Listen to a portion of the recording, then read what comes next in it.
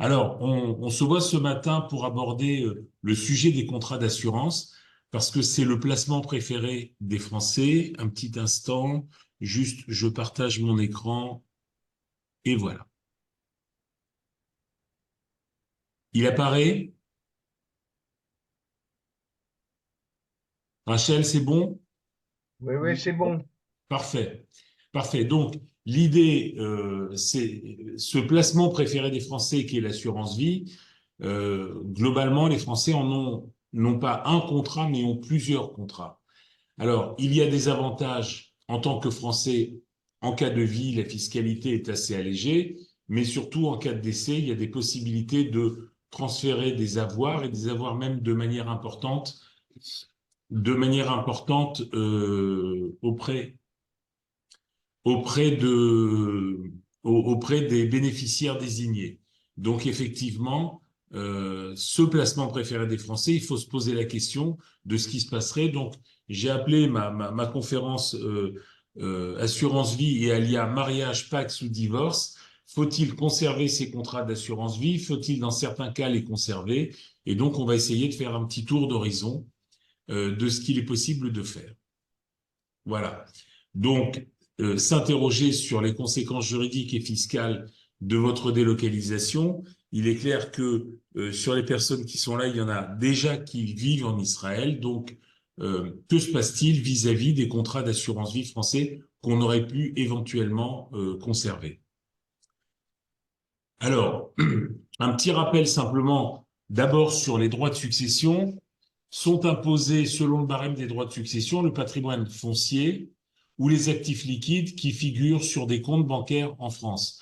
Donc, globalement, ce qu'on dit et ce qu'on répète à longueur de conférences, c'est que, a priori, il faut laisser le moins d'actifs possible en France, puisque, de toute manière, ils seront taxés en droits de succession le plus tard possible, évidemment, mais en tout état de cause, c'est quelque chose à avoir en tête. Il y a un autre sujet qui est important, c'est que si on a plus d'actifs en France que ce qu'on a en Israël, alors à ce moment-là, même si on vit en Israël 365 jours par an et que on ne travaille plus en France et qu'on est retraité, mais qu'on a conservé la majorité de ses actifs en France, il y a un problème vis-à-vis de la fiscalité et vous n'êtes pas forcément considéré par le fisc français comme un résident fiscal israélien, même si vous vivez en Israël tout au long de l'année, simplement parce que le centre de vos intérêts économiques se situe en France.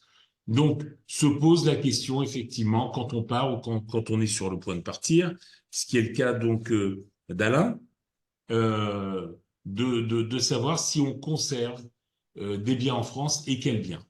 Donc, sont imposés tous les actifs qui restent en France. Et il y a malheureusement aussi le cas de figure d'une ouverture d'une succession sur la totalité du patrimoine mondial si les héritiers sont en France. Il n'y a que la France qui a inventé ce schéma. Comprenez que si vous suivez nos conseils, bah, vous partez vivre en Israël et vous arrêtez de travailler en France et vous passez une majorité de temps en Israël dans l'année, il est clair que vous n'avez plus rien à voir avec la France, qui est un pays où vous revenez, évidemment, où on revient tous avec plaisir, mais pour des vacances, pour revoir des amis ou de la famille. Le problème, c'est que la France a mis en place une petite sécurité supplémentaire en disant stop, ok, il n'y a pas de droit de succession en Israël, mais si jamais vos bénéficiaires ou vos héritiers sont en France, alors à ce moment-là, il y aura application de droit de succession. Et donc, compte tenu de ces éléments qu'on connaît, qu'on maîtrise, il est donc important d'organiser la gestion de ces actifs en conséquence de ce qui vient d'être évoqué. Alors, les actifs liquides devraient être détenus, à mon avis, soit dans un contrat d'assurance vie, soit dans un contrat de capitalisation démembré. S'il nous reste du temps à la fin, on reviendra sur le contrat de capitalisation démembré, qui est un peu plus complexe que le contrat d'assurance vie, mais qui en est très proche. Alors, sur l'assurance vie qui est souscrite en France.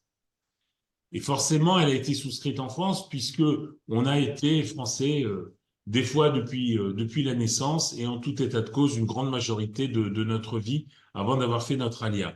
Donc, quelle que soit la date de souscription du contrat.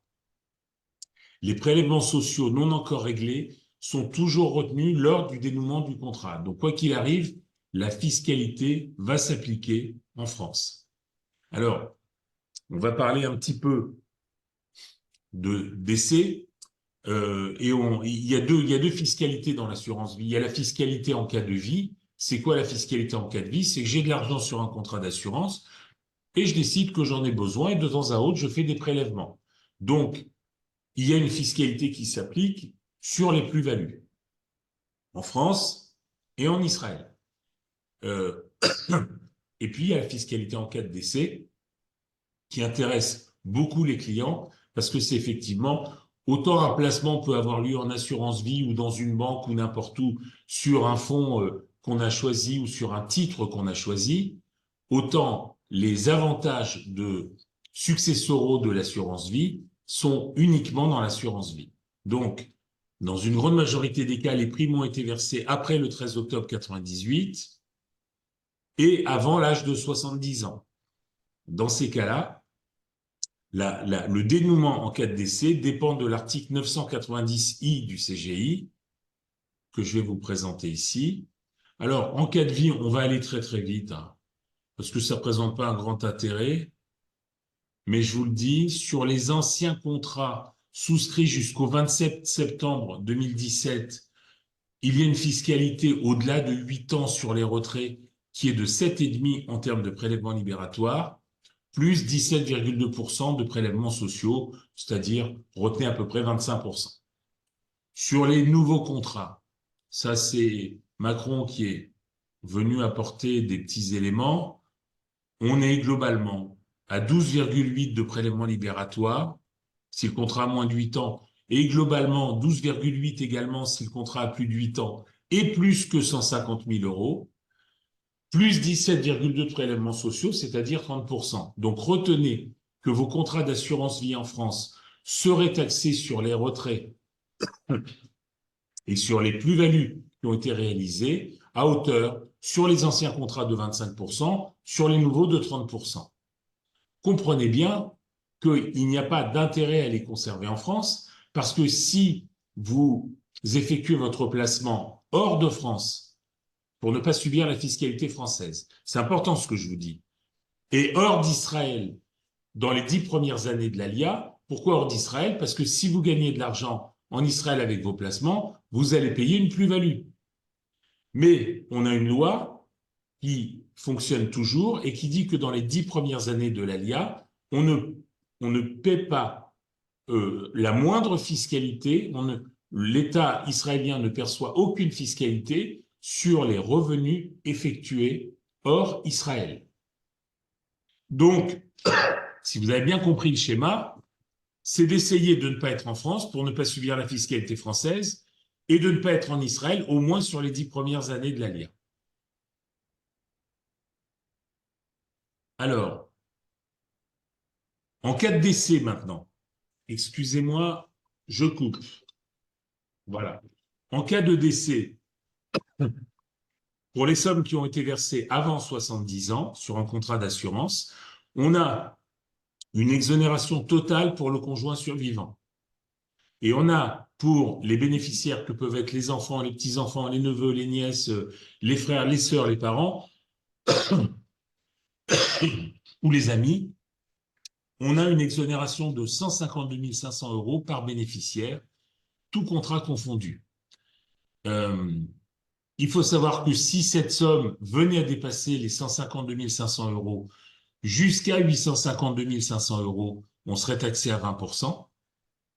Et si on dépasse les 852 500 euros, on serait taxé à 31,25. Attention, c'est comme la fiscalité, c'est pas parce qu'on a 853 000 euros qu'on va payer 31,25 sur la totalité du contrat. Il faut retenir qu'il y a les tranches et que on a l'exonération jusqu'à 152 500, on a les 20% entre 152 500 et au maximum 852 500, et uniquement sur ce qui dépasse 852 500, il y a une taxation à 31,25. Ce qui est peu, ça peut paraître beaucoup, mais ce qui est peu par rapport aux droits de succession que je vous présenterai tout à l'heure. enfin subis en France en tout cas. Pour les contrats d'assurance vie souscrits avant 98 et même jusqu'au 20 septembre 91, le législateur a maintenu une exonération de droits et de prélèvements. Donc, pour les vieux contrats, il y a certains contrats qui sont totalement exonérés de droits de succession. Donc, ceux-là, a priori, on donne le conseil de ne pas les vendre. Mais c'est rarissime puisque ça remonte à des souscriptions avant 98. Alors, les versements, alors je ne sais pas, il y a quelqu'un qui a dessiné sur ma présentation, je ne sais pas à quoi ça correspond.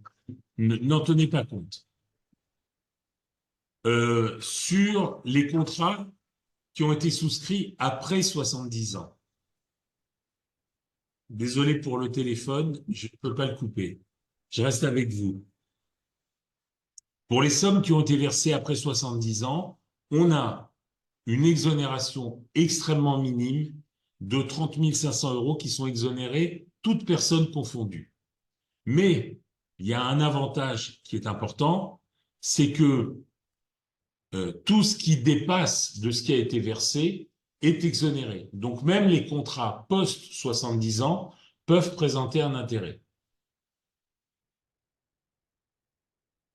Voilà. Les primes rentrent bien dans l'assiette des droits de succession, à part les 30 500 € pour lesquels on a été exonéré, mais tous les intérêts sont exonérés. Les droits de succession, je vous les présente rapidement.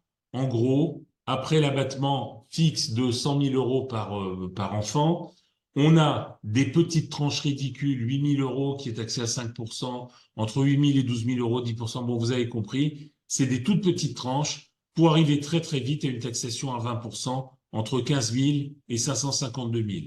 Ensuite, entre 552 000 et un petit million, 30%. Entre 1 million et 1,8 million, 40%, et tout ce qui dépasse 1,8 million, 45%. Donc, vous voyez que le contrat d'assurance vie, qui est soit pas taxé du tout, soit taxé éventuellement à 20% pour des sommes très importantes, est de toute manière beaucoup plus important que la taxation au droit de succession. Donc, il y a vraiment un intérêt à avoir des contrats d'assurance vie en tant que résident fiscal français, mais également en tant que résident fiscal israélien.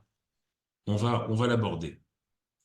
Donc, le dénouement du contrat d'assurance vie et le statut fiscal, c'est important. Il y a une instruction fiscale du 31 décembre 99 relative à l'article 990 qui traite spécifiquement de la situation des souscripteurs non résidents et qui dit que la taxation des capitaux d'essai au taux unique de 20%, vous l'avez compris, après l'abattement de 152 500 € par bénéficiaire, doit être appliquée dès lors que le souscripteur avait sa résidence en France lors de la souscription, et ce, quelles que soient les modifications survenues ultérieurement dans sa domiciliation. Donc comprenez, vous avez un contrat d'assurance, vous l'avez souscrit à 45 ans, vous partez vivre en Israël à 60 ans ou 65 ans, et vous décédez le plus tard possible, disons 99 ans. Non, ça pourrait être plus, évidemment.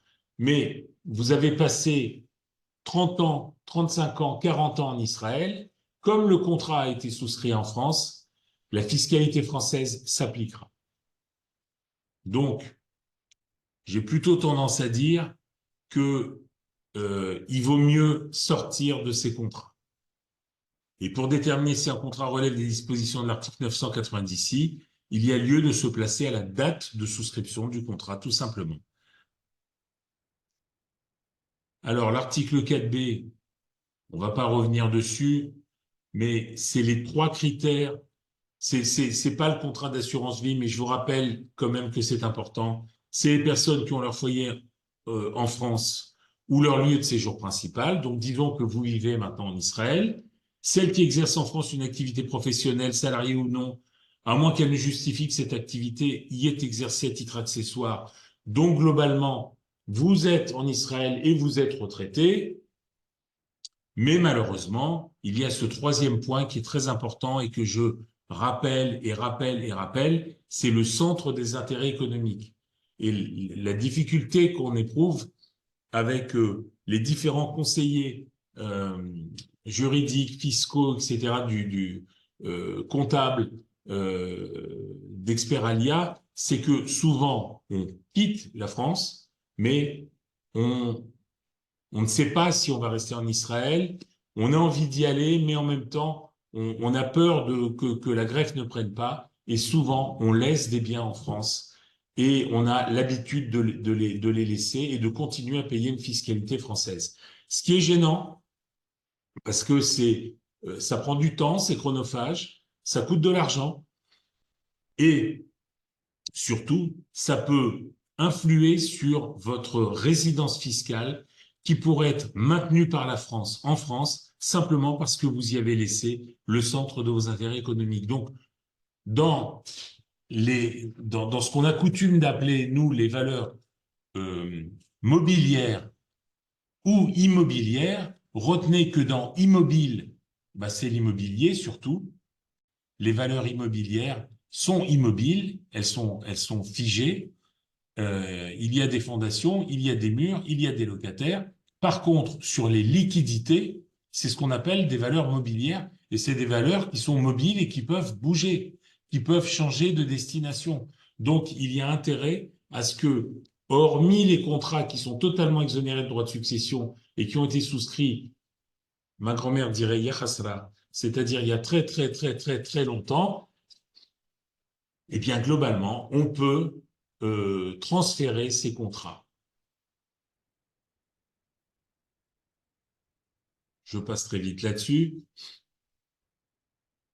Alors, le souscripteur était résident français lors de l'ouverture du contrat d'assurance et le décès a lieu hors de France, mais il y a un risque de double taxation. Pas avec Israël, fort heureusement, puisque Israël, pour le moment, n'applique pas de droit de succession. Mais je vous rappelle simplement que l'ensemble des pays du monde, là je sors complètement du sujet de ce matin, l'ensemble des pays du monde a une vraie grosse difficulté, puisque depuis des années, on laisse filer les déficits et il y a actuellement toute une campagne en France sur le fait que les dépenses excessives, c'est fini. On a Bruno Le Maire, le ministre de l'économie, qui fait le tour des plateaux pour expliquer que c'est fini. Et c'est vrai que pendant des années, il y a eu des distributions massives. D'abord, bon, c'était pas très important, mais c'était quand même une dizaine ou une douzaine de milliards les gilets jaunes. Ensuite, il y a eu le Covid, qui a été traité différemment en France des autres pays, puisque la France a décidé d'assumer en disant aux gens, vous restez chez vous, vous sortez plus, et on vous paye vos salaires. Et puis, il a aidé les entreprises, il a aidé les salariés, il a aidé tout le monde. Et globalement, on a emprunté, et aujourd'hui, il y a un déficit qui est monstrueux. Il faut savoir qu'en Israël, avec la guerre, alors c'est fini, avant la guerre, ça durait 6 jours. Maintenant, on en est à 6 mois et on se demande quand est-ce que ça va s'arrêter et comment ça va s'arrêter.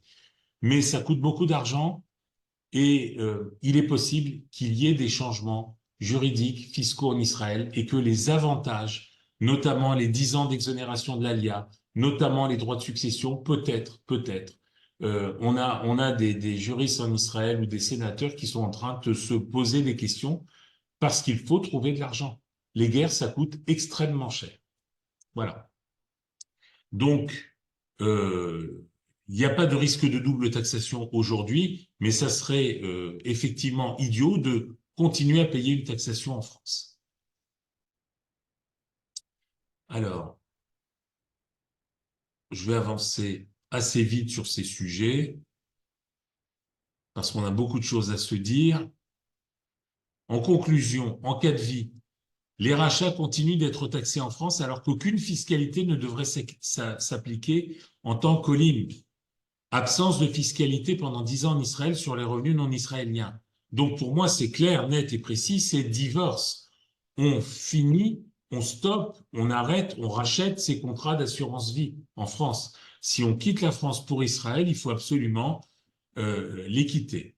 En cas de décès, il y a bien une exonération jusqu'à 152 500 €, mais au-delà, par bénéficiaire évidemment, mais au-delà, il y a une taxation si la transmission est supérieure, que le bénéficiaire soit français ou non résident, alors qu'il y a exonération de droits de succession en Israël sur toutes les transmissions. Donc, pour Isaac qui nous disait qu'il va rejoindre ses enfants en Israël, eh bien, ça serait ballot sur des contrats d'assurance vie de faire payer à vos enfants en Israël, évidemment, en plus le plus tard possible, hein, j'insiste là-dessus, mais de faire payer des droits en France, alors que si ces sommes-là n'étaient plus en France, il n'y aurait aucune taxation en Israël si vraiment tous vos enfants sont là-bas. Donc j'ai mis plutôt divorce en conclusion.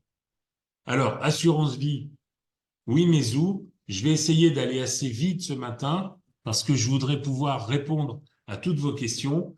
On a au Luxembourg quelque chose, un contrat d'assurance qui est de grande, grande qualité. Et les contrats d'assurance n'existent qu'en France ou au Luxembourg. Ça n'existe pas en Israël, ça n'existe pas en Suède, ça n'existe pas en Italie, en Espagne, au Portugal. Donc, le Luxembourg dispose de règles très protectrices pour les souscripteurs de contrats d'assurance vie et de contrats de capitalisation luxembourgeois. Alors, on appelle ça le triangle de sécurité et le super privilège. Je vais vous les décrire très vite. Contrairement à ce qui existe en France, les sommes versées par un souscripteur sur un contrat luxembourgeois ne sont pas noyées dans l'actif de l'assureur. Donc, il y a au Luxembourg une séparation entre l'argent, le bilan de l'assureur et les actifs des clients qui leur appartiennent en propre. On appelle ça le cloisonnement des actifs. Alors, euh, ce cloisonnement, c'est comme s'il y avait un mur, mais un mur complètement étanche. Le deuxième élément qui est important, c'est le super privilège. Et ce super privilège, qu'est-ce qu'il dit? Il octroie aux créanciers, aux souscripteurs du contrat d'assurance, le titre, la qualité de créancier privilégié de premier rang de la compagnie d'assurance. Moi, ça me paraît logique. Mais pour autant, travaillant en France depuis plus de 30 ans, il faut savoir qu'en France, le client est créancier de rang 6.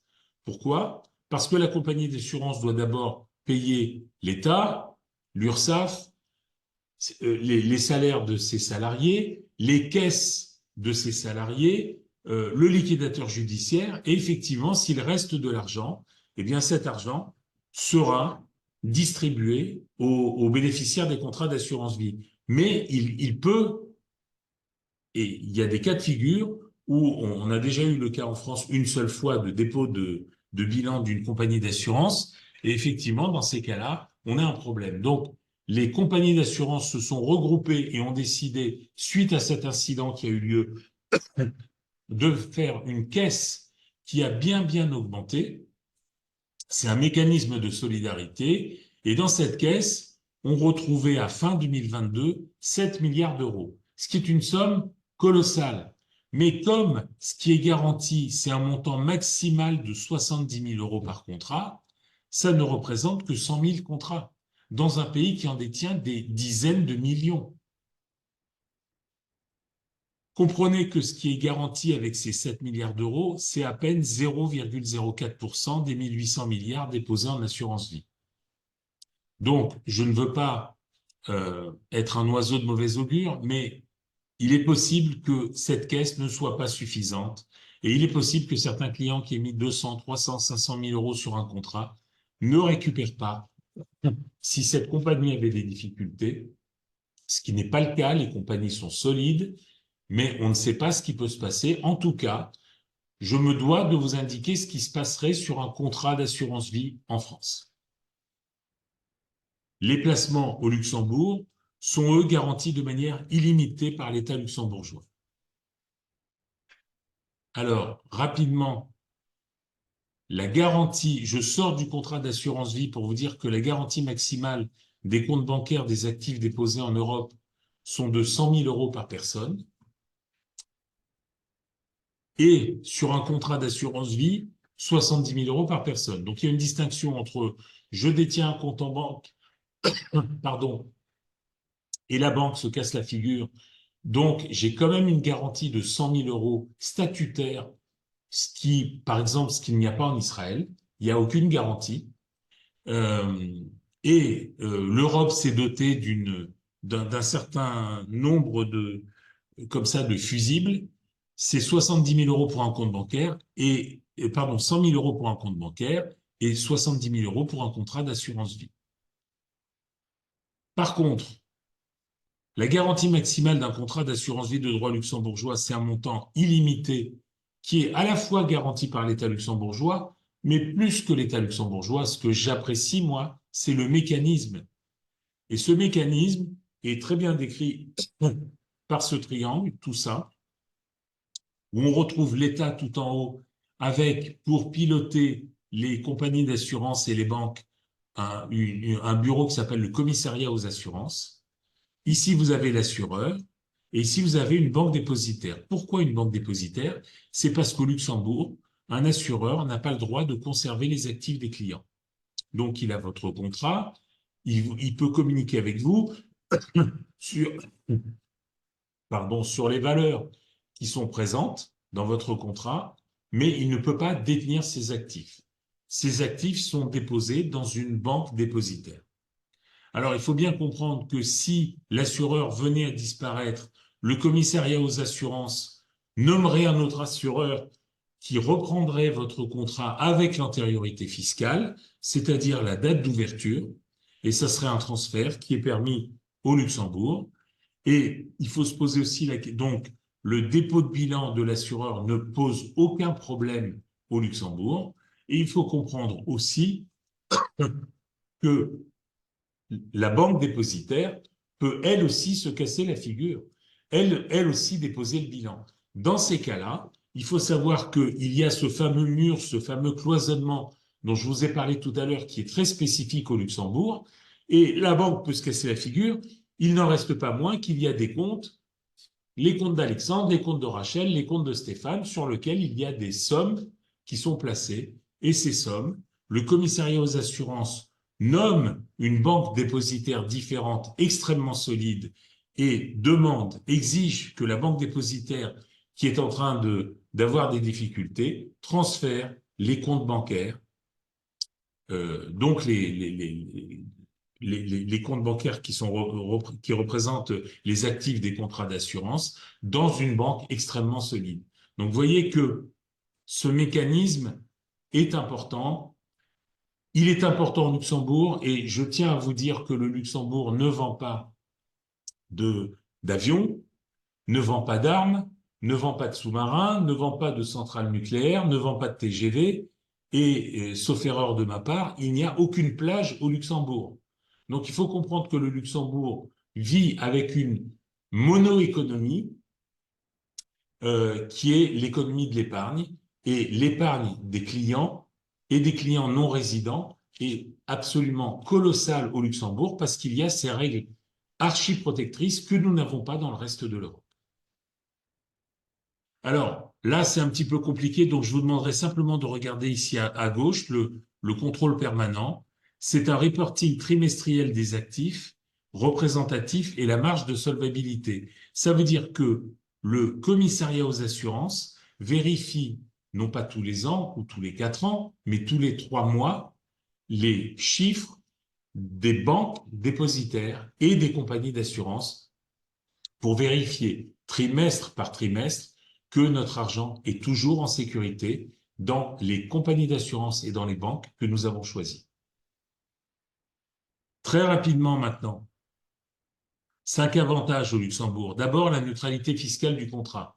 Alors, elle est double, cette neutralité fiscale. D'abord, le Luxembourg dit si vous n'êtes pas luxembourgeois, résident fiscal luxembourgeois, le fisc luxembourgeois ne vous demande rien sur les actifs placés au Luxembourg. Donc, le contrat est neutre vis-à-vis du Luxembourg. Mais il est également neutre fiscalement dans le sens où c'est le seul contrat qui suit votre résidence fiscale. Donc, vous souscrivez le contrat en tant que Français, et bien évidemment, tout est transparent au Luxembourg et tout est déclaré. Et la fiscalité, c'est la fiscalité française qui s'applique. Si par contre, vous partez vivre en Israël, et c'est le cas de cette discussion ce matin, puisqu'on parle d'Alia, eh bien, immédiatement, votre contrat est déconnecté de Bercy et de la fiscalité française pour être rattaché à la fiscalité israélienne, avec quand même cette exonération de 10 ans, les 10 premières années de votre Alia. Deuxième élément, il n'y a pas application de la loi Sapin 2 sur les meilleurs contrats d'assurance vie luxembourgeois. La loi Sapin 2, c'est une loi qui fait que, alors Sapin, Michel Sapin, c'était un ministre de Hollande, ça remonte donc à une dizaine d'années, et Michel Sapin a mis en place, à la demande des assureurs, donc lui, il est pas responsable, le pauvre, une loi qui permettrait à l'assureur français de ne pas répondre à une demande de rachat de son client s'il n'a pas suffisamment d'actifs pour pouvoir les rembourser. Donc comprenez bien que en temps normal, votre argent qui est dans une compagnie d'assurance, vous voulez le récupérer, vous le récupérez, il n'y a aucune difficulté. Mais si beaucoup de gens le font en même temps, la compagnie d'assurance peut avoir des problèmes parce que ces sommes sont placées et elle ne peut pas du jour au lendemain vous les envoyer. Donc cette loi Sapin 2 s'applique aux contrats français mais ne s'applique pas aux bons contrats luxembourgeois, en tout cas à ceux que je vous présente. Et ce blocage en France pourrait avoir lieu pendant un maximum de 6 mois consécutifs. Un élément important, la sécurité, mais on en a parlé tout à l'heure, à la fois le super privilège, à la fois le triangle de sécurité. Encore deux petits éléments. En assurance vie française, franco-française, il n'y a que des euros. Même si on investit des sommes sur des valeurs technologiques américaines, le contrat est en euros, il est libellé en euros. Euh, et donc, vous n'avez de fluctuations que les fluctuations d'une seule monnaie qui est la vôtre, la monnaie européenne. Par contre, au Luxembourg, comme il y a des, des, des résidents internationaux, eh bien, il y a à aujourd'hui 4 monnaies qui sont acceptées au Luxembourg et dans lesquelles on peut faire les placements, qui sont l'euro, le dollar, le franc suisse et la livre sterling. Donc comprenez bien qu'à un moment donné, c'est trop excessif d'avoir tout son argent dans une monnaie qui pourrait par moment s'écrouler. Je vous donne un exemple tout simple. Actuellement, ça fait 30 ans que ça n'est pas arrivé. Le, euh, le, le, le yen japonais est à son plus bas niveau contre le dollar américain. C'est-à-dire qu'il faut 151 yens pour faire un dollar. Alors, c'est absolument catastrophique pour les Japonais. Pour nous, c'est très bon parce que comprenez bien que le yen étant très bas, les Japonais, qui sont une très belle nation, peuvent exporter des voitures dans le monde, etc., beaucoup plus facilement. Donc actuellement, on conseille notamment d'avoir des actions de sociétés japonaises simplement par rapport à cet élément-là. Donc comprenez que c'est très, très excessif d'avoir tout son argent en euros. Voilà, donc cette notion de multidevise au Luxembourg me semble franchement assez importante. Et C'est enfin, le moment de faire un petit voyage au Japon, Stéphane, d'après ce que je comprends. le nenni. Oui, pourquoi pas, mais c'est loin. Écoute, quand tu dis que le yen est excessivement bas, mon Dieu, donc pour les voyageurs qui possèdent des dollars ou des euros, alors ça devient terriblement avantageux là. Oui, oui, tout à fait, tout à fait. Dernier élément, le placement sur mesure au Luxembourg. Comprenez bien que dans un contrat d'assurance vie franco-français, on vous laisse le choix entre une dizaine, une quinzaine, une trentaine, une cinquantaine, une centaine ou un millier de fonds selon la qualité du contrat. Au Luxembourg, vous n'avez pas un menu où on vous oblige à choisir les fonds sur lesquels vous devez être. Si, en tant que gestionnaire d'actifs, j'identifie des fonds de bonne qualité, je demande simplement à la banque dépositaire d'acheter ce fonds. Donc, le choix est absolument illimité au Luxembourg. Et effectivement, je suis beaucoup plus à l'aise avec les contrats luxembourgeois qui me donnent une possibilité de placement infinie et une mobilité extrême plutôt que sur les contrats d'assurance vie franco-français. Voilà.